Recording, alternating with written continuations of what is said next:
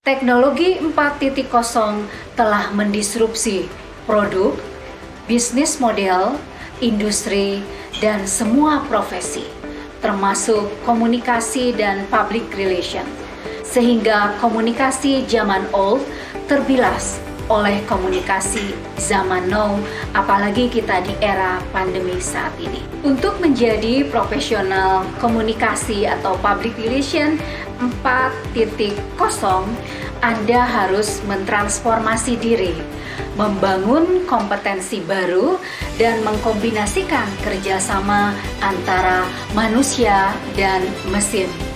Tak hanya itu, Anda juga harus memiliki pola pikir atau mindset yang berbeda dari sebelumnya. Semoga video dan juga buku ini, yakni buku Public Relations in the Era of Artificial Intelligence, bagaimana Big Data merevolusi dunia PR, menjadi pintu masuk bagi Anda, para profesional komunikasi dan public relation, untuk mentransformasi diri menjadi profesional PR 4.0.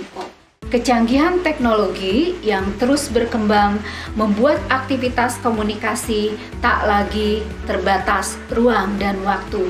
Nah, di sini setiap individu perlu memiliki ruang komunikasi publik seluas-luasnya, sehingga membuat dunia semakin ramai informasi atau crowded. Kehadiran teknologi artificial intelligence dan juga machine learning mampu menyediakan data latar belakang, perilaku dari setiap individu dan masyarakat secara akurat, mulai dari jenis kelamin, topik yang disukai, aplikasi media sosial apa saja yang paling favorit, termasuk juga hobi dan siapa endorser atau influencer yang mereka sukai. Konsep komunikasi yang sifatnya one for all tentu tidak lagi relevan.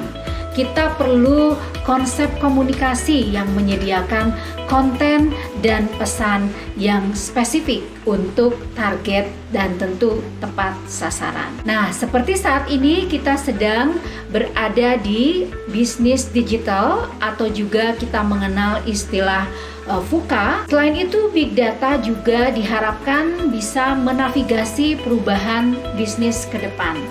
Seperti film The Social Dilemma, pada saat ini di era atau situasi yang penuh ketidakpastian, jika kita bisa hadir, menawarkan sesuatu yang lebih memiliki kepastian, diharapkan kita bisa memenangkan persaingan. Nah, sekarang kita lihat di sini adalah karakteristik dan definisi dari Big Data.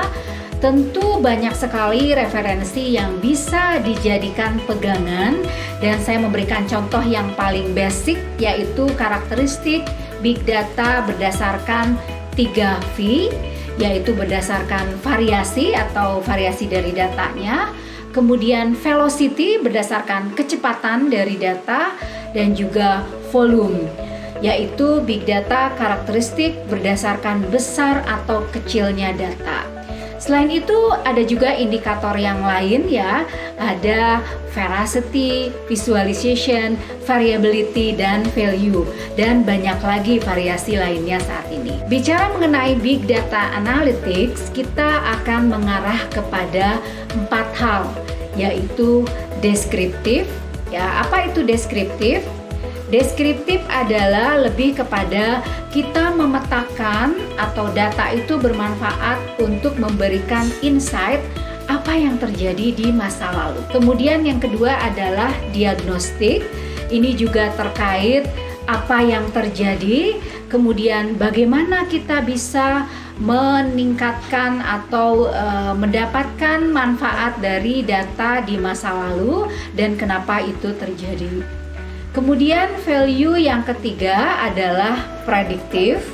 Di sini menjelaskan secara pattern-pattern sejarah apa saja ya, kronologis apa saja yang bisa dijadikan pedoman untuk kita dalam pengambilan keputusan. Dan yang terakhir adalah value preskriptif ya, ini berupa panduan atau apa yang bisa kita berikan, rekomendasi apa terhadap aksi maupun strategis perusahaan sehingga bisa meminimalkan resiko-resiko. Nah, bagaimana dengan Big Data for Communication? Dalam buku saya yang ini mengenai Public Relations in the Era of Artificial Intelligence, di situ sudah disebutkan ada 5 fungsi dari Big Data for Communication. Pertama adalah mensimplifikasi tugas-tugas, kemudian yang kedua mengotomatisasi tugas-tugas, yang ketiga adalah mengelola, memanaging resiko maupun memanaging isu. Kemudian yang keempat adalah memonitor isu-isu atau memonitor krisis, dan yang kelima adalah memprediksi apa yang akan terjadi ke depan. Nah, ini merupakan karakterisasi dan perangkat-perangkat apa saja yang bisa dimanfaatkan untuk menunjang tugas kita dalam aktivitas komunikasi. Dalam menyederhanakan tugas-tugas, ini merupakan level 1. Jadi apabila kita sudah bisa memanfaatkan tool-tool seperti teknologi yang bisa mensupport untuk grafik, membuat konten video, ini kita berada pada level 1, mensimplifikasi tugas-tugas kita. Kemudian yang kedua, ini adalah level 2 yang fungsinya mendengarkan percakapan di lini massa atau social listening. Di sini kita bisa memonitor tren, komentar, engagement, termasuk sentimen tentang perusahaan atau organisasi. Kemudian level 3 ini adalah penggunaan perangkat komunikasi untuk mengotomatisasi tugas-tugas kita. Seperti misalkan contohnya kita menggunakan perangkat untuk mengelola konten, untuk memproduksi video dan audio yang lebih advance lagi, termasuk untuk meningkatkan engagement dengan follower kita di sosial media. Dan yang keempat, ini adalah fungsi perangkat komunikasi yang terkait dengan data-data yang terstruktur, di mana kita menggunakan misalkan Google Analytics atau Google Trend. Dan yang kelima, ini adalah menggunakan perangkat karakterisasi komunikasi dengan data-data yang tidak terstruktur, termasuk ketika kita sudah bisa mengoptimalkan peran chatbot atau IQ bot untuk berkomunikasi dengan stakeholder.